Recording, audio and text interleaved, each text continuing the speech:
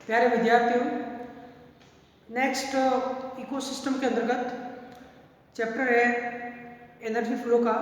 और उसके अंतर्गत अपन आज वाई शेप्ड और यूनिवर्सल एनर्जी फ्लो मॉडल का स्टडी करने जा रहे हैं। इससे पहले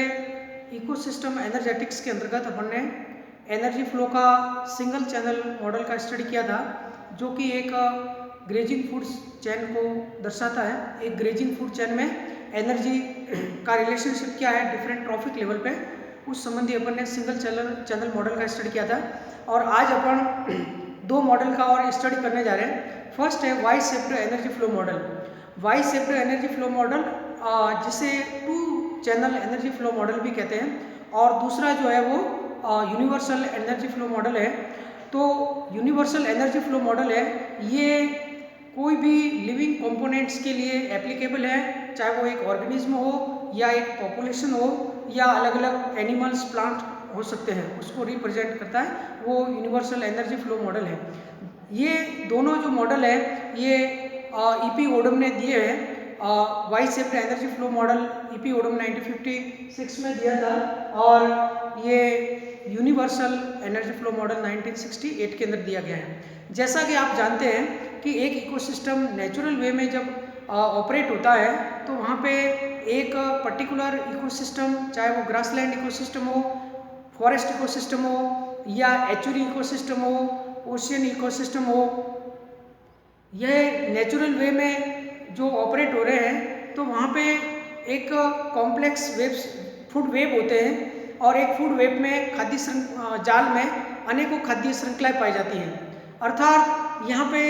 एनर्जी का फ्लो जो है वो डिफरेंट मल्टी चैनल के थ्रू होता है। वैसे समझने के लिए अपन को सिंगल चैनल या टू चैनल स्टडी करते हैं, लेकिन नेचुरल वे में ये एक फूड वेब की अगर बात करते हैं तो वहाँ पे मल्टी चैनल एनर्जी फ्लो, जो एनर्जी का फ्लो है वो एक इकोसिस्टम में संपन्न होता है। जैसा कि आप जानते हैं एक ग्रेजिंग फूड चेन है जहाँ पे प्राइमरी प्रोड्यूसर है वो ग्रीन प्लांट्स हैं, और उस पर प्राइमरी कंज्यूमर के रूप में हर्बीवोर्स डिपेंड रहते हैं, और उनको नेक्स्ट जो ट्रॉफिक लेवल है उनको ऊर्जा प्राप्त होती है, और इस प्रकार से फिर कार्निवोर्स और टॉप कंज्यूमर तक जाती हैं। तो एक ग्रेजिंग फूड चेन जो नेचुरल वे में ऑपरेट हो रही है, वहाँ पे अपन ने सिंगल चैनल की एनर्जी फ्लो का मॉडल का स्टडी किया है। और अब ये जो Y shaped energy flow model है ये वास्तव में टेरेस्ट्रियल और एक्वाटिक दोनों प्रकार के इकोसिस्टम को ये लिंक करता है, जहाँ पे एक टेरेस्ट्रियल इकोसिस्टम के अंतर्गत ग्रेजिंग फूड चेन है, चाहे वो फॉरेस्ट हो, ग्रासलैंड हो, जहाँ पे ग्रेजिंग फूड चेन का एक लीनियर अरेंजमेंट है जिसमें डिफरेंट ट्रॉफिक लेवल है, और उनके रेस्पिरेटरी प्रोसेसेस के द्वारा, एक्सक्रीटरी प्रोसेस के द्वारा और डेथ एंड डिके के द्वारा जो भी ऑर्गेनिक मैटर का एक्यूमुलेशन हो रहा है वो धीरे धीरे रन ऑफ होकर उसका सेडिमेंटेशन होता है और एक्वाटिक बॉडी में पहुंचता है, और वहाँ पे डिफरेंट जो कंज्यूमर्स हैं, चाहे वो डेड ऑर्गेनिक मैटर लीटर के रूप में हो या और किसी भी रूप में हो, तो वहाँ पे डीकम्पोजर्स जिसमें मोस्टली जो डेट्रीवोरस बैक्टीरिया और फंजाई जो है वो उसके ऊपर एक्शन करते हैं और डेड ऑर्गेनिक मटेरियल जो है उससे ऊर्जा प्राप्त करते हैं। तो वहाँ पे डेट्रीवोर्स जो डेड ऑर्गेनिक मटेरियल से उसके पैरेलल एक और एनर्जी का फ्लो स्टार्ट होता है, और वहाँ पे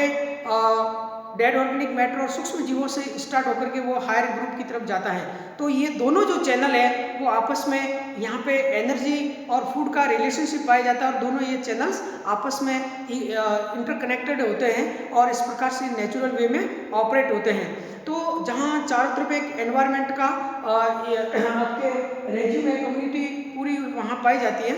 एक पूरी फूड वेब जो एक कम्युनिटी के रूप में, जहाँ डिफरेंट प्लांट, एनिमल्स, माइक्रोब्स सभी उसमें पाए जाते हैं। जैसा कि आप जानते हो कि एक खाद्य जाल जो होता है फूड वेब, उसमें डिफरेंट फूड चेन्स होती है, और एक फूड वेब की कॉम्प्लेक्सिटी डिपेंड करती है length of food chain.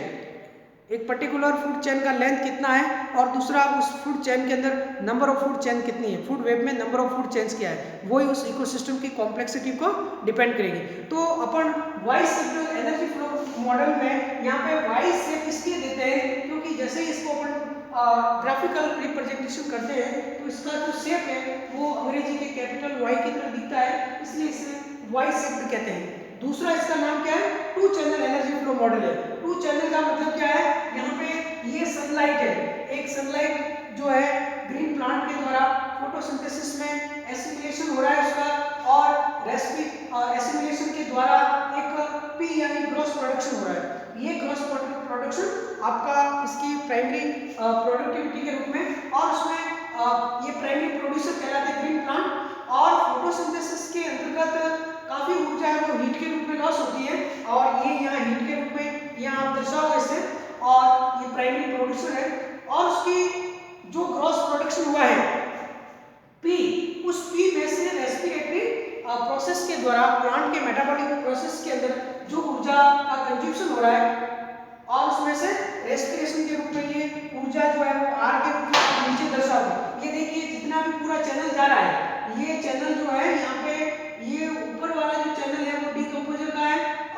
Detritus food web का है, और ये हेर्बिवोर फूड चैन का बीच वाला, दोनों से पूरी कम्युनिटी का रेस्पिरेशन हो रहा है। उनके रेस्पिरेटरी प्रोसेस से ये जो नीचे वाले चिन्ह और चैनल जो यहाँ आके मिल रहे हैं, ये आपके रेस्पिरेशन से संबंधित है। तो चाहे वो ग्रीन प्लांट हो, हर्बीवोर हो, कार्निवोर हो, टॉप कंज्यूमर हो, या फिर डीकंपोजर हो, इन सभी के द्वारा रेस्पिरेटरी प्रोसेस से आपके ऊर्जा का लॉस हो रहा है। उस ऊर्जा के लॉस को अपन आर के द्वारा दर्शाते हैं। ये जो आर का ये इसका साइज इतना है, लेकिन इससे भी ज्यादा हीट के रूप में ऊर्जा का लॉस हो रहा है, तो ये दोनों मिलकर उसका बेस बनाते हैं, मॉडल का वाई का ये बेस बनाते हैं। तो यहाँ हीट और आर लिखोगे। अब प्लांट के रेस्पिरेटरी प्रोसेस के बाद में जो नेट प्रोडक्शन हुआ है ग्रीन प्लांट के द्वारा, उसे पी लिखोगे, नेट प्रोडक्शन पी यानी कि नेट प्राइमरी प्रोडक्टिविटी, और ये ऊर्जा है वो नेक्स्ट आपके हर्बीवोर को अवेलेबल होते हैं। तो हर्बीवोर है वो प्राइमरी कंज्यूमर्स है। तो देखिए ये जो चैनल यहाँ से जा रहा है और ये सीधा जा रहा है, तो आपको यहाँ पे देखना है कि इस बॉक्स का साइज बड़ा है, यानी कि इसके पास ज्यादा ऊर्जा है। इसके बाद ये हर्बीवोर से, ये पूरी ग्रेजिंग फूड चेन है, हर्बीवोर जिससे लेवल P2 लिखोगे। इसके बाद में फिर कार्निवोर्स P3, ये सिंगल चैनल ऐसा चल रहा है। अब यहाँ पे भी जो ऊपर जो है एरो करके, ये भी ऊर्जा लॉस हो रही है, और दूसरी जो चैनल चल रहा है आपका डेट्रीवोर्स, उससे ये कनेक्टेड है। इसके बाद नीचे वाले चैनल यहाँ पे ये आर लिखा है, यहाँ पे रेस्पिरेटरी प्रोसेस या एक्सक्रेशन के रूप में, या इजेस्टेड जो एनर्जी है वो नीचे आ रही है, और इसके बाद में ये आपके चैनल छोटे होते जाएंगे। ये P3 कार्निवोर्स है, उसके ऊपर टॉप कंज्यूमर है, टॉप कंज्यूमर ये P4 है। तो देखिए P1 आपका plant green plant, P2 herbivore, P3 carnivore, और टॉप कंज्यूमर P4। और ये जो ऊपर वाले जो आपके खाद्य श्रृंखला है, जो डेट्रीवोर्स अपृत खाद्य श्रृंखला है, यहाँ पे एनर्जी का जो फ्लो है वो इंपोर्ट ऑफ ऑर्गेनिक मैटर, इस इकोसिस्टम में आपके यहाँ से ऑर्गेनिक मैटर का इंपोर्ट हो रहा है। ये आपके एरो दर्शाता है इंपोर्ट ऑफ ऑर्गेनिक मैटर, और ये इंपोर्ट होने के बाद ये आगे चैनल के रूप में जा रहा है, और ये जो बॉक्स है वो डेड और डीकंपोजर का है, अपघटक का है, जिसमें डेट्रीवोर्स बैक्टीरिया फंजाई है, और सैप्रोफिटिक फंजाई है, और डेट्रीवोर्स बैक्टीरिया है। तो ये जो इस डेड ऑर्गेनिक मैटर पे एक्शन करता है, तो इनके द्वारा भी रेस्पिरेशन के द्वारा ये आपके ऊर्जा का लॉस हो रहा है, और ये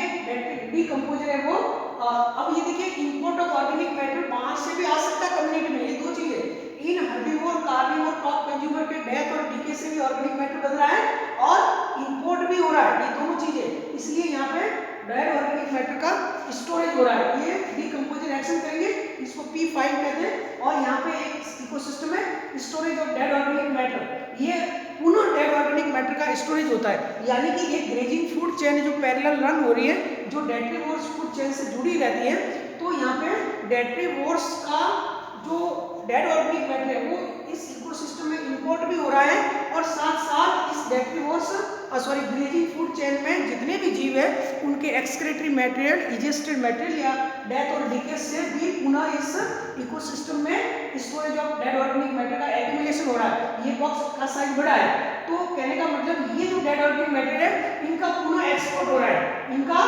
पुनः एक्सपोर्ट हो रहा है, और ये डेड ऑर्गेनिक मैटर नेक्स्ट किसी भी इकोसिस्टम के लिए पुनः आपके इनपुट का काम करेंगे। तो इस प्रकार से आप देखिए कि दो ये फूड चेन है वो आपस में इंटरकनेक्टेड है। ये वाइस एनर्जी फ्लो मॉडल या two channel energy flow model के द्वारा दर्शा सकते हैं। तो आपको यहाँ पे दो बातों का ध्यान देना है कि वाइस शिफ्ट या two channel energy flow model है, यहाँ पे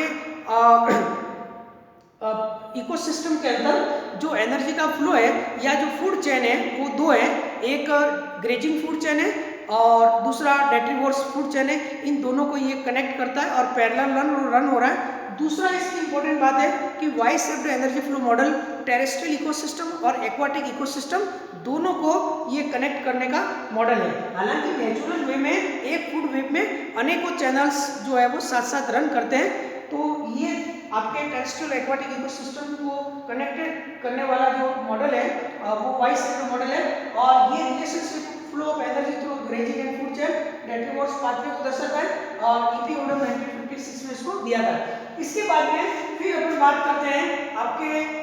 नेक्स्ट जो मॉडल दिया था ईपी ओडम 1968 में 1968 में, इसका नाम है universal model of energy flow और ये आपके लिविंग कंपोनेंट्स के लिए है। ये किसके लिए? Living components of ecosystem. एक इकोसिस्टम के कोई भी लिविंग कंपोनेंट्स, चाहे वो एक पर्टिकुलर ऑर्गेनिज्म हो, प्लांट हो, एनिमल्स हो या एक ग्रुप ऑफ पॉपुलेशन हो, सभी के लिए ये मॉडल एप्लीकेबल है, इसलिए इसका नाम है universal model of energy flow. जैसे कि आप एक फॉक्स है तो एक फॉक्स को भी इस मॉडल के द्वारा एक्सप्लेन कर सकते हो कि फॉक्स होता है वो ओमनिवोरस है, वो फ्रूट ईटिंग भी है, तो ग्रेजिंग फूड चेन में भी उसका रोल है, और वो कार्निवोर के रूप में है जिसमें रैबिट माइस को भी वो आपके ईट कर रहा है, तो दोनों तरह से उसका रोल है। तो वो आप उसके रूप में आप एक पर्टिकुलर ऑर्गेनिज्म को दर्शा सकते हो या एक ग्रुप ऑफ पॉपुलेशन या प्लांट का ग्रुप या किसी को भी अपन दर्शा सकते हैं, तो उसके लिए ये एप्लीकेबल होता है लिविंग कंपोनेंट ऑफ इकोसिस्टम के लिए। हालांकि नेचुरल वे में इकोसिस्टम जो है उसमें आपके फूड वेब के अंदर डिफरेंट जो ट्रॉफिक लेवल है या फूड चेन है वो पैरेलल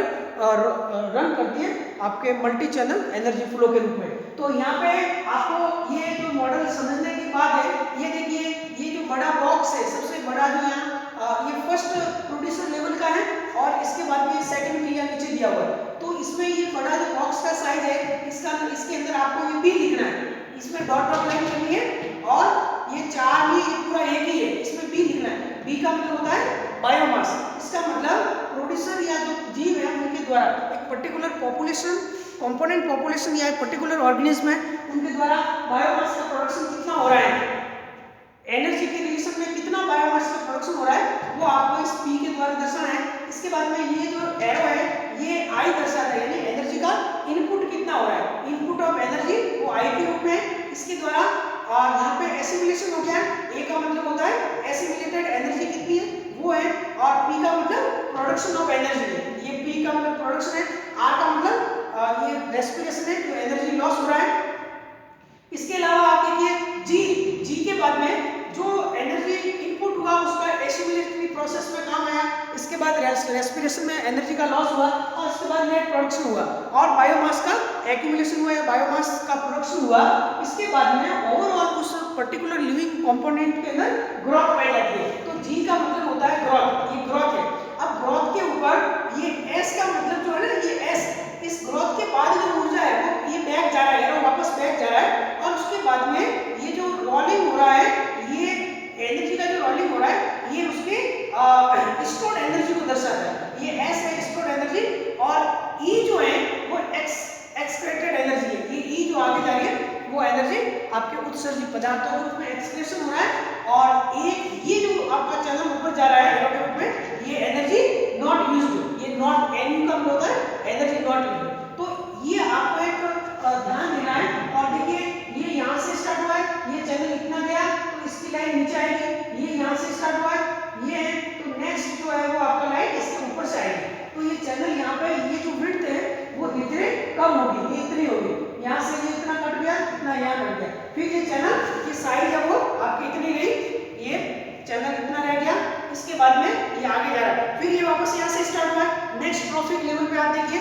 ये वापस यहाँ से इतना कट हो गया, और वो कि वो आपके प्रोसेस साइज संपन्न हो रही है, और ये बॉक्स का साइज इसकी तुलना में बहुत ही छोटा हो गया। तो ये आपके एक लिविंग कंपोनेंट के लिए universal model of energy flow जो है ईपी ओडम 1968 में दिया था, और उसके अंतर्गत एक पर्टिकुलर इकोसिस्टम में लिविंग कंपोनेंट के बारे में ये उनकी ग्रोथ और एसिमिलेटरी और बायोमास के प्रोडक्शन और ऊर्जा का रिलेशनशिप को दर्शाता है। तो